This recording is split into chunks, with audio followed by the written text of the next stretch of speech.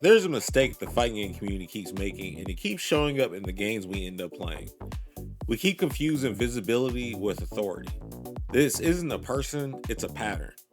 Most people don't notice it because it feels normal now. A take blows up, the take turns into what everyone knows. Then it quietly becomes pressure. Here's the part that matters. When a take has reach, it doesn't stay a take. It turns into a story. And once it's a story, it stops getting evaluated like a claim. It starts getting treated like a diagnosis. People repeat it, clips compress it, comments harden it. After enough repetition, the story becomes a thing you're supposed to believe before you even load into a match. Ask yourself something that stings. When was the last time you saw a viral opinion get corrected with the same energy it got spread? That's why fast stories don't just shape conversation, they create pressure.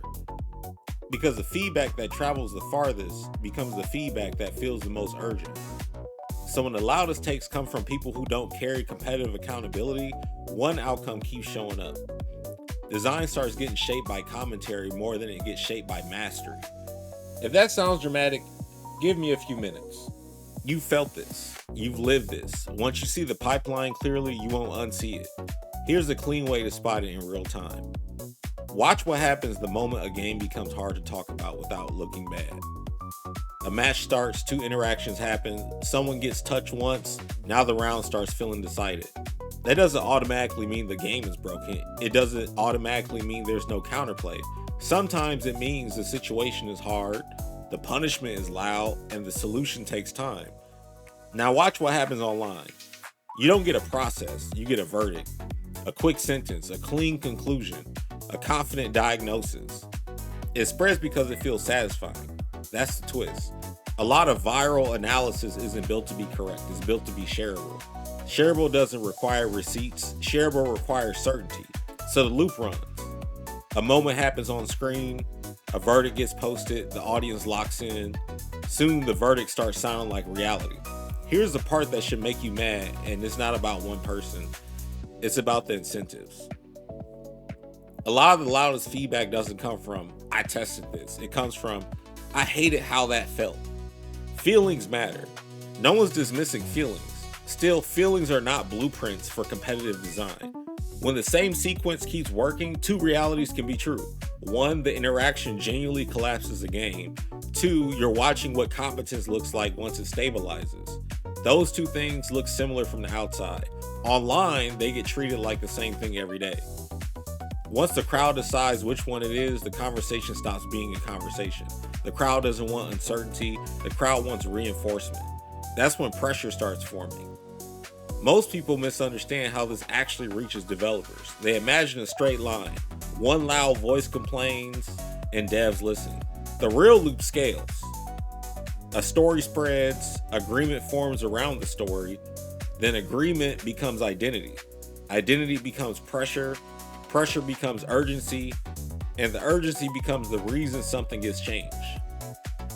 That's why these discussions don't stay discussions. Once the story becomes identity, disagreement doesn't feel like a different opinion, it feels like an attack. You can recognize the exact moment it flips. The comment stops sounding like lab work and starts sounding like morality. It's toxic, it's fraud, it's coped, cheap, it's boring, it shouldn't exist. Notice what disappears. Timelines, tests, attempts, failures, counterplay, situations that got blown up by prepared players. When the vibe gets louder than the work, the story wins. Now here's the gear that determines retention because it touches identity. Competitive growth has an ugly phase. Most people don't want to be seen inside it. Real improvement includes a stretch where you're doing the right work and you still look bad. You still lose, you still misread, you still getting opened up, and you still feel stupid. That isn't automatically a design problem, that's the tuition. Modern content incentives punish that phase. Confusion doesn't clip well, patience doesn't clip well, I don't know yet doesn't clip well. So if your public image depends on looking confident, a strong strategy doesn't feel like a puzzle, it feels like a threat. Solving takes time, losing publicly takes time, being unimpressive while you build the answer takes time. The worst thing a camera can capture is you not being in control yet. So language shifts, not because someone is evil, because the incentives are brutal. When someone feels trapped, they don't say, I'm in the learning phase. They say, this needs to change. If you ever felt that urge right when you couldn't control the situation, that urge isn't proof the game is broken. It's proof you reached the part of improvement that doesn't feel heroic. A lot of people grew up believing improvement feels like power. In serious competition, improvement often feels like vulnerability. You learn more and feel less safe, not more. That's where players split into two mindsets. One keeps asking, what's the answer? The other starts asking, why is the game doing this to me? If your job is entertainment, the second mindset is easier to sell. It turns struggle into a villain. It turns learning into a complaint. It turns a hard question into a clean verdict. Now this part needs to be said cleanly. Load into rank and you're competing. That's the function of the mode. No flight needed, no venue needed, no bracket entry fee. You can compete from your couch tonight. I'm casual can be a playstyle. It can be a preference. It can be totally valid. What changes is the moment you start making public design claims. Once you start campaigning for changes, you're stepping into competitive territory. You're no longer saying this is hard for me. You're saying the system should be different. That's an authority claim. Authority claims require accountability. Not because you're not allowed to speak, because steering the wheel requires showing your work. Now let's talk about the silent damage that keeps repeating across games. Once a verdict goes viral, it freezes. A game can change dramatically, balance shifts, counterplay gets discovered, new styles emerge. The narrative rarely updates at the speed the game updates. So months later, people repeat a critique that describes a version of the game that barely exists anymore. Developers end up responding to feedback that isn't describing the current reality. They patch ghosts. They address the discourse version of the game even when the competitive scene already adapted past the problem. The loud story doesn't sound like we solved it. It sounds like this is still the issue. Urgency beats accuracy when you're serving a wide audience. That isn't a moral judgment, that's physics. Here's a payoff that explains why people misread the past. People romanticize older eras like they were pure freedom, like nothing was solved, like tears didn't exist, like outcomes weren't optimized. That isn't real. Every competitive system converges. Older games had dominance patterns. Best tools existed then too. Repeatable structures, defensive layers, option coverage, everything. So why did it feel freer? Friction. Execution friction, knowledge friction, consistency friction. When something is hard to do consistently, the game looks unpredictable from the outside. Unpredictability gets mistaken for freedom. Hard to execute is not the same thing as free. A lot of what people call creativity in the past was just structure spectators couldn't see yet, or structure players couldn't repeat reliably enough to make obvious. That misunderstanding matters, because once you misread why the past felt the way it did, you start demanding modern games chase a feeling that came from friction, not design philosophy. Variety becomes a moral standard. Optimization starts getting treated like a sickness. That's where critique gets strange. Optimization is the natural output of competition. Competition is repetition under pressure. The same decision trees run faster with higher consequences until the stronger understanding wins. That's not a flaw, that's the point. Now connect that to what we've watched happen across the last decade. Franchise after franchise shifted towards constant offense, faster pressure, bigger sequences, higher volatility. The public story was usually some version of make it easier or make it less overwhelming. A lot of that feedback was real. A lot of it was sloppy, and when sloppy feedback goes viral, it doesn't stay sloppy, it becomes a mandate. Instead of hearing learning is too hard, teach it better, the message turns into the game is too hard, smooth it down. Instead of better onboarding, you get flatter consequences. Instead of clear decision making, you get systems that compress the match into fewer moments. That shift doesn't happen because developers are stupid. It happens because pressure is loud and clarity is quiet. Now here's another payoff that explains a modern decision direction. The biggest explosions in popularity usually aren't powered by format innovation.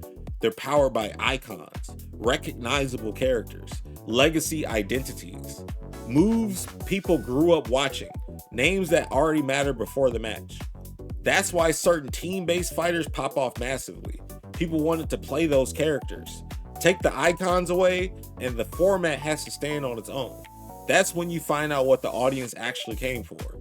Historically, the widest mainstream hits in the genre lean toward 1v1. One character, one responsibility, one mastery path. A clean relationship between decision and outcome. Not because it's morally better, because it's legible. My understanding versus yours, clean. When design starts chasing spectacle instead of legibility, stability becomes hard to build because stability gets labeled as stale.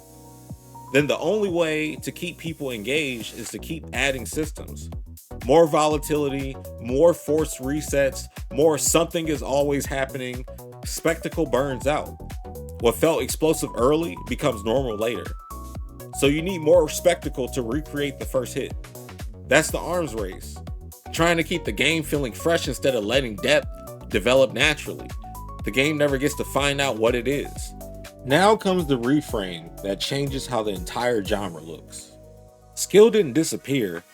The scoreboard just stopped matching the way people expect skill to look. That's why so many players feel robbed. They're measuring the game with an old ruler. If being solid doesn't make you feel safe anymore, good.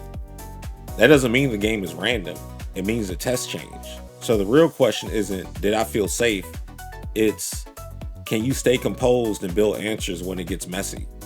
Now land the real solution the genre keeps missing. The original complaint was real. Fighting games are hard to get into. Always been true. What got corrupted was the translation. Hard to learn became hard to do.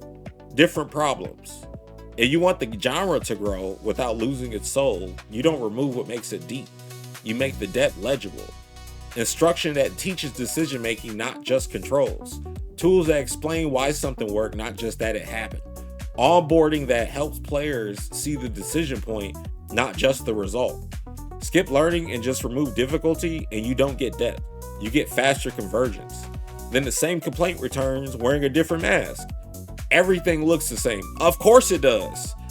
Competition always optimizes. The problem didn't get solved, it got displaced. If you want the fastest way to spot why you're losing without guessing, I made a free tool that takes 60 seconds. Link is on the screen and pinned in the comments. So here's the standard I'm holding. Influence over competitive design should come with accountability. You're not allowed to have an opinion. If your opinion is going to drive pressure, it needs receipts. Show your work. What did you try? For how long? What failed and why? What counterplay exists? What happens when two prepared players run it at the same level or at the highest level? Can't answer those questions? You're not describing the system, you're describing your experience of it. Experiences matter. They're just not blueprints for competitive design. So the next time you hear a clean verdict that needs to be removed, this shouldn't exist, this is the problem, don't argue, don't moralize, ask the only question that matters. Did you solve it or did you just get tired? Boredom is not always a balanced issue. A lot of the time, boredom is what competence looks like from the outside. Better games, better competition, better culture. None of that happens while we keep treating certainty like expertise. Demand process, demand revision, demand accountability. Competitive games are built for the grind you can't clip. The months, the losses, the 50 reps where nothing changes until one day, it does. That's mastery. Don't demand the game gets rewritten because the learning phase feels ugly. Demand better teaching, not less depth. Want to steer the wheel? Show your work. No receipts, no redesign. We can do better than that. Get the 60-second checklist for free.